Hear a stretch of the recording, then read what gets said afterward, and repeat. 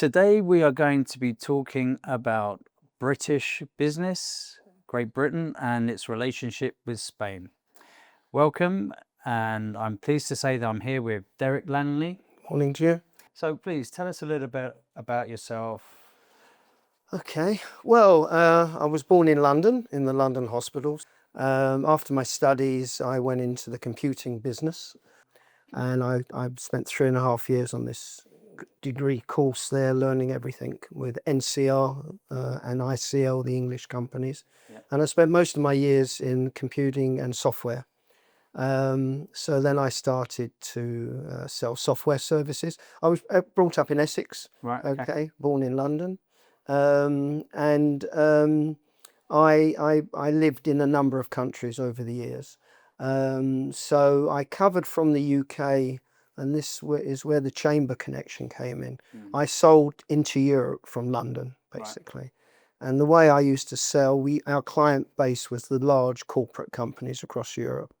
And the way I used to get my business was to contact the commercial departments of the British Embassy and the British Chambers of Commerce in those countries. So that's how I sort of got involved in the chambers. Right. And over the years, I was involved in the London Chamber and the British Chamber, and also the trade associations for the computing industry, which was called at the time the Computing Software and Services Association, Intellect, and now it's UK Tech. Right. So I was always involved in that business.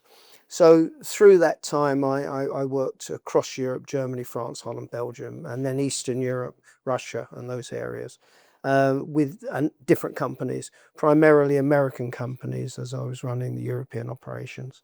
76, I set up Rio Tinto Zinc, RTZ Computer Services, and brought them into the market in Europe.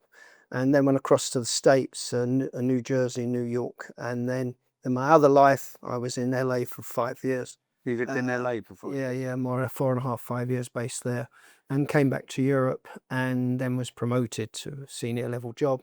So everything I did in my life and travels was to do with business, because I like business.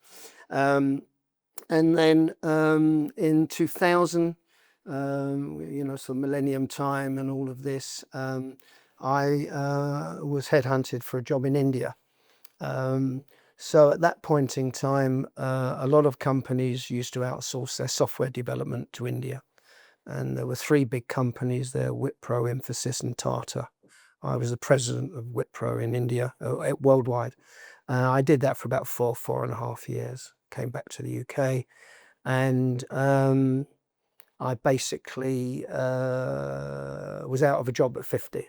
Because I was too old. Right, you were out of the job. Because in those years, 50 was the cut-off date in the UK. Okay, what was that? And there were no jobs for presidents of Indian software companies. So I set up my own consultancy, advising corporate CIOs, CTOs of big companies on their software development outsourcing. That went for about a year or so. During that time or before, I bought an apartment in Estepona in 1988. Okay, long time, which I really never visited. And eventually I decided to come here, and I worked for a friend of mine for about a year. And then I was introduced to the technology park in Malaga. And when was this? This was about Dos Mil Cuatro. I came here in 2004, in about 2005. So, and basically at that time they had about, 400, 500 companies there or something. Now they have 7. And I was introduced to them, and I ended up meeting the Minister of Innovation, Science and Enterprise, Maria Gamiz, I think her name was, in Malaga. She had a department of 700 people there, big operation. And we had a meeting with the director of Malaga Tech Park, Philippa Romero, and everybody. And then at the end of the day, she basically said, Derek, she said, the park's not going to pay you any money, and you've got all this experience. Why don't you set up a technology recruitment company? Which I was thinking of. Okay. So I did, and I called it Andalucia Technology Recruitment. So I've been running that operation ever since, and I've got a small office still based at the technology park. So over the years, I also acquired another company called Ambient Jobs in the area. Yeah. So primarily my business has been recruitment, 99% technology. My company is based in London. That's called Human Capital Recruitment. And the two brands are here. And in London, I have another company called Talent Delivery. So everything's been involved with that. However, I'm semi-retired. Semi-retired. Yeah, semi-retired. So I should have been fully retired because I'm slightly older than the average. And when I came here, I got involved in the chamber. And I've known you for many years now. And eventually I became vice president for Andalusia. And now I sit on the executive board of the chamber. I'm probably the oldest member of that board, where we have 15 elected members. So that's sort of what I do. For me, and looking at the figures for Spain yesterday, there's a lot of crecimiento. There's a lot of growth now in the Spanish market, which is good. The geopolitical situation, what's going on now, is very worrying.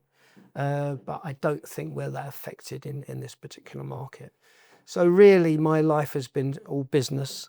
I play the saxophone sometimes very badly, and I play tennis. I know you played tennis. Also average, very average tennis player. But I play 4 times a week. So that's the sort of gist of it.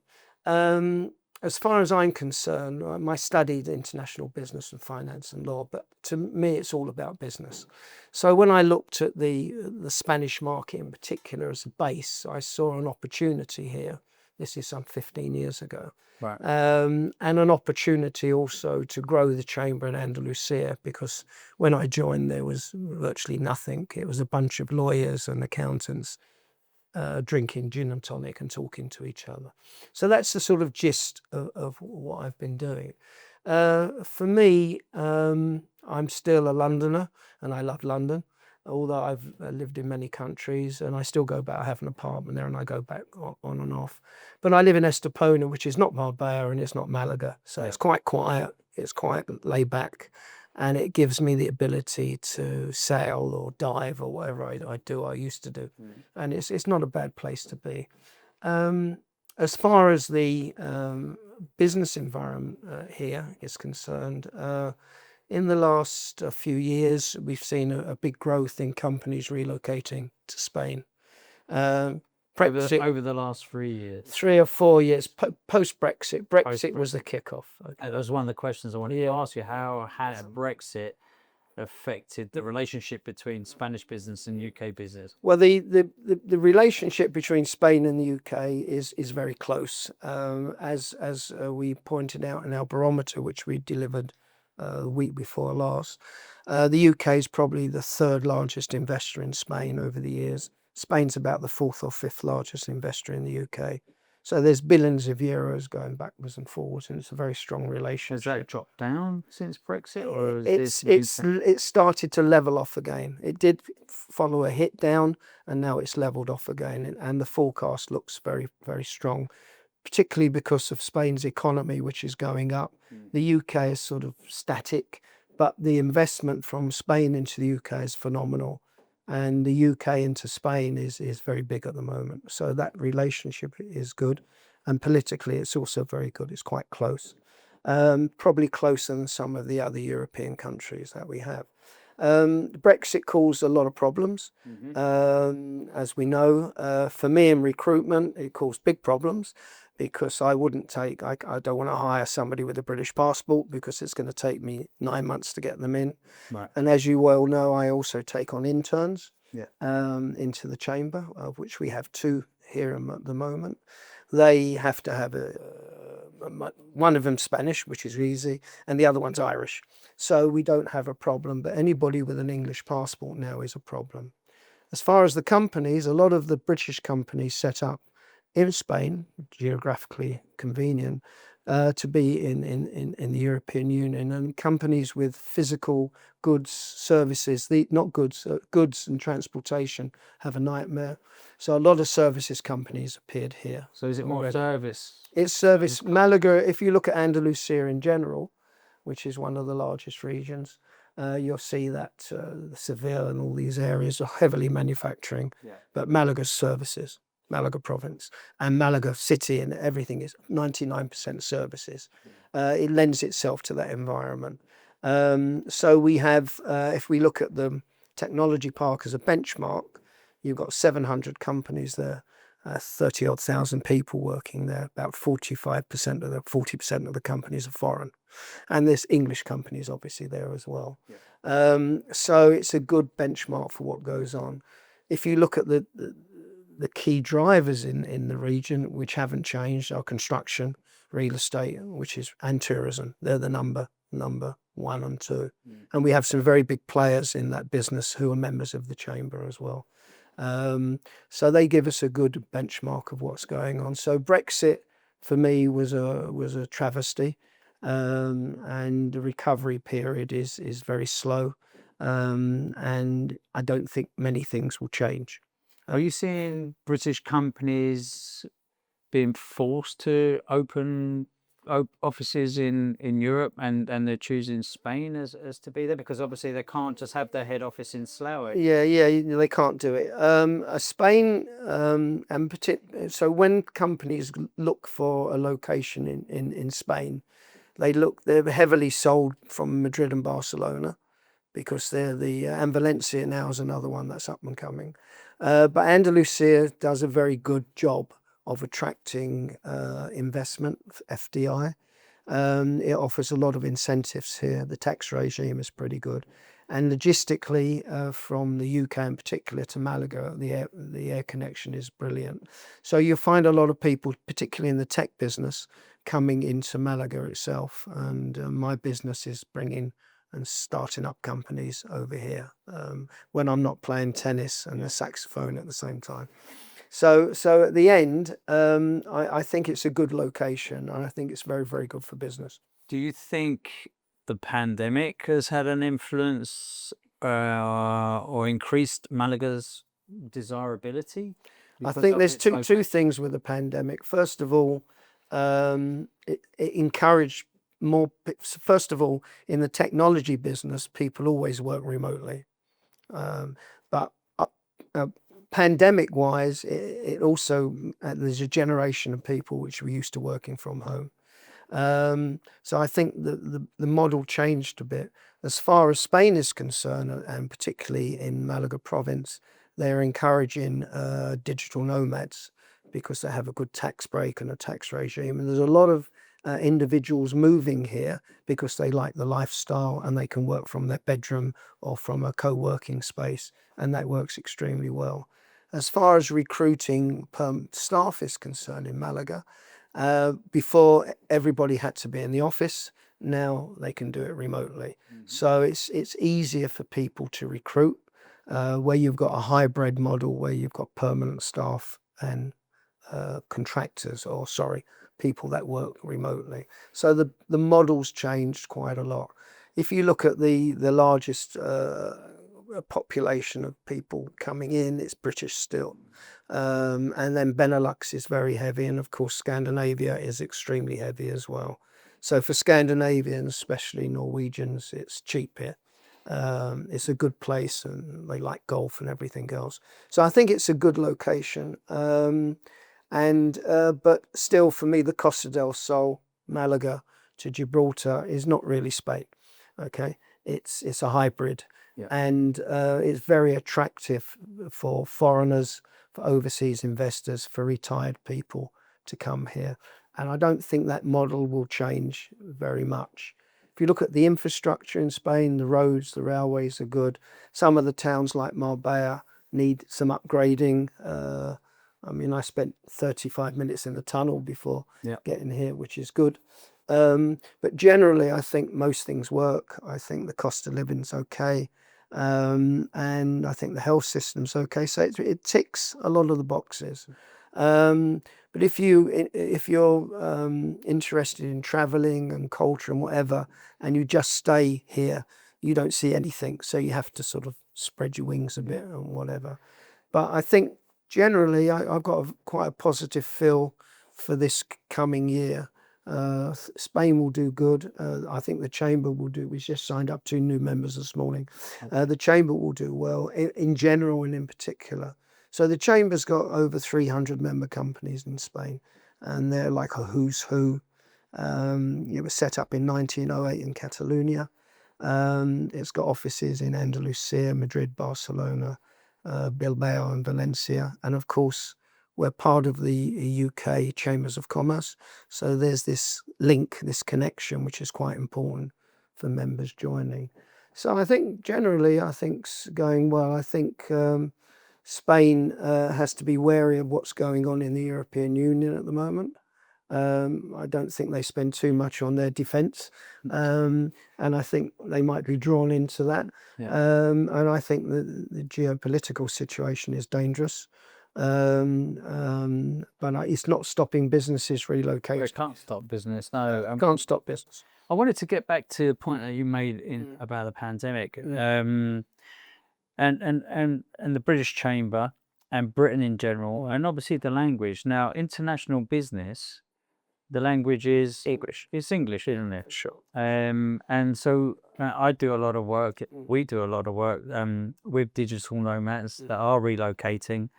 And they're relocating to Malaga. They could be from Sweden, they could be from France, they could be from anywhere in the world, and their head office, for example, may be in Milan. Yeah.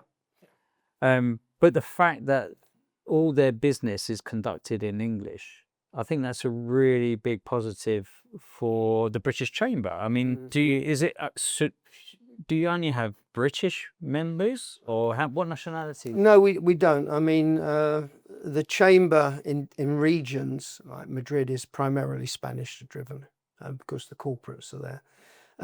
Going across the country, we've got French, German companies, all sorts in there. So no, it's not primarily Spanish. The Gobierno of the chamber, which is 15 elected members, have got four Brits in it. The rest are Spanish, as it is, and probably that's the way it should be. And the de facto language in technology has always been English, and for people working here remotely, it's English. But if you're living in the Pueblo somewhere, you need to speak Spanish, and otherwise it doesn't work. But yeah, generally, pandemic-wise and digital nomad-wise, English is a tremendous advantage for sure. So I think that's as it is at the moment. The fact that people are relocating here as digital nomads is good, and I think it can only help the economy. But a lot of these digital nomads are working from here, and their income is coming from somewhere else. So obviously, the tax regime has to be looked at. They're registered here, and they're autonomous. Yeah, I have to say from experience, the people that are relocating here are doing it with the permission from their own companies.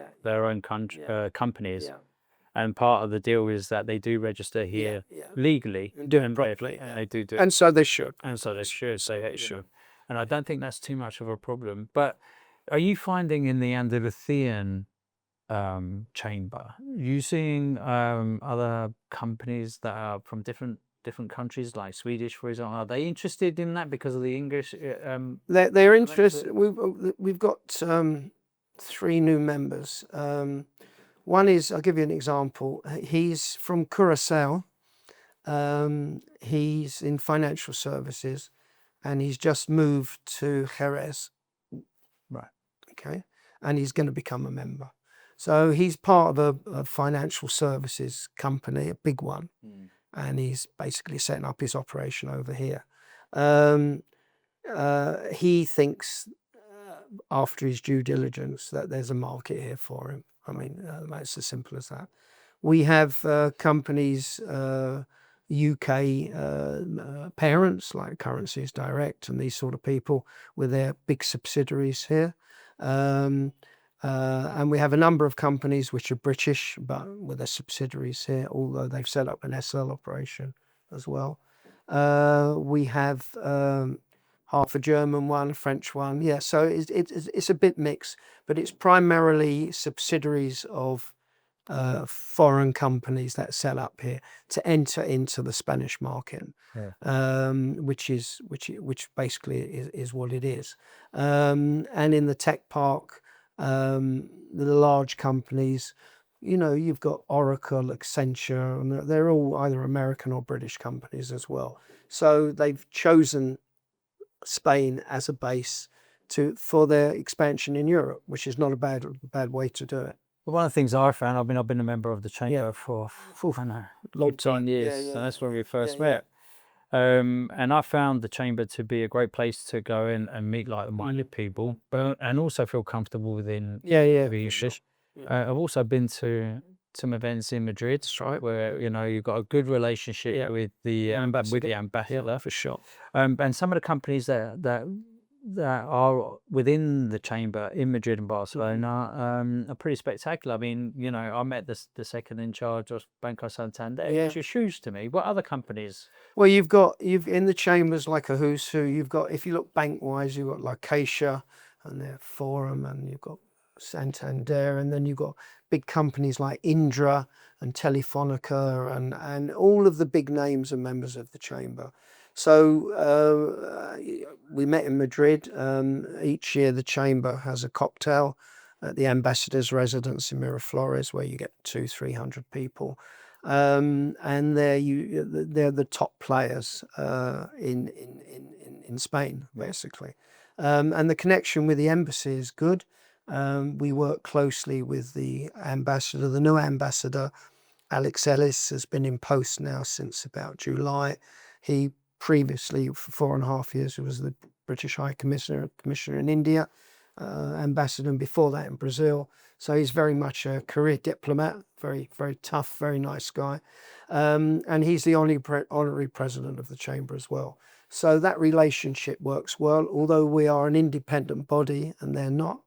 We also work with the Department for International Trade very closely, and the consuls and consulates here, particularly in Malaga, and also with the Spanish Embassy and the Spanish Chamber of Commerce, and all of these collaborators. And in Malaga, we've got the Ayuntamiento de Malaga as a member, Pro Malaga as a member, Malaga Tech Park's a member, Invest in Andalucia as a member. These are, if you like, my stakeholders in the region. And then probably about another 50 or 60 members in this region itself. So this is growing and is doing very well. So I think the chamber is very international. I spoke at the British Chamber in Dubai in the summer. There was probably about 100 people there. It was heaving, even though everybody was drinking like crazy. It was still very very British. And I also attended the International British Chambers Convention in London, which was quite an eye-opener because the British Chamber's everywhere, all over the world. But in Europe, I'd say the British Chamber in Spain is one of the largest and most active. And, with 300 odd members, it's quite a lot. And with probably 4,000 to 5,000 direct business contacts, 70 events a year, and probably down here one a month. It's quite an active operation, and it keeps me on my toes, put it that way. Another thing that I found really interesting is the role that the government, and the ambassador does. I mean, he's an advocate. Yeah. We're an advocate for Britain and for British investment. Yeah, for sure. In different countries, and Spain is massive. Yeah, I mean the embassy in Madrid and the residence in Madrid, where we had our cocktail, is heavily used. Different ambassadors do different things. The previous ambassador and the one before held all sorts of British events there, sausage making and God knows what, fly the flag. And I remember some years ago, Britain is Great was a big campaign, and they had a Mini with a British flag on it, and they drove it. So the Mini went round El Corte Inglés stores in Spain and ended up in Puerto Banús. And I remember that day with Charmaine O'Boone, who was the consul, and we had a big event there. So it's very pro-British and very it's a marketing tool. Yeah. So the ambassadors are not politicians, but they're diplomats, and they use the leverage to promote Britain. Britain is Great, which can only be a good thing. Yeah. And the relationship between the Spanish equivalent, the Spanish Chamber, is good. In the UK, a couple of years ago, we led a delegation by Ayuso from Madrid to London. Nice one. And that was very, very successful. That was a chamber-driven event. We will be doing some others. Catalonia has asked us to do one Andalucia has asked us to do one. So, and that particular one in London was sponsored by Santander in their London offices and the London School of Economics, and it was all very a big sort of event. So there is a very close relationship, and I've been on delegations, trade delegations over the years to India, to Moscow, all sorts of places, and it's all business and it's all driven, and it's quite encouraging. And the chamber, is a big part of that. So what would you say to anyone who hadn't heard about the chamber or didn't know what it was for? Why would they be interested in joining? And Well, I'll send them the membership forms now. If they're coming to a new country, like I did, if I went to live in Paris, which I did, I lived there for 2.5 years, I automatically thought, where am I going to get a network? So I joined the British Chamber, and this was my philosophy at the time. If they're a new business and they're coming here, what better way to meet people for business than join the chamber? The new company I mentioned from Tenerife setting up here, we have a financial forum this Thursday. There's about 40-50 people coming. A lot of them are new companies setting up here. So they will join a live network immediately. And I think that's extremely valuable. And it doesn't cost very much to join the chamber. how much does it cost? Well, at the lowest level is €480 plus a one-off 25%. And then it goes up to 2,000 different levels. So most SMEs come in at that level. So if you want to put a page in one of the big newspapers here, it's €4,000 before you start. So it's cheap, but don't join if you're not going to use it, because it's a waste of money. So one of the people that we signed up this morning, who's coming on Thursday, I said, you've got to go to events. And there's also a different dynamic as well, because a lot of people in the services business, their clients might be in Madrid and Barcelona, not here. So we see a lot of movement from individuals and companies moving from Madrid to here as well, especially in the tech sector. So there's that.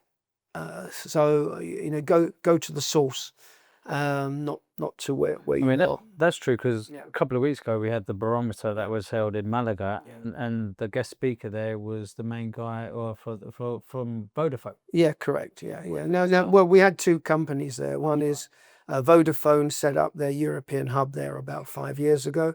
We held a big tech event with them. And the other company is Bunzl, the British paper company. They got an enormous operation here. They've invested here as well.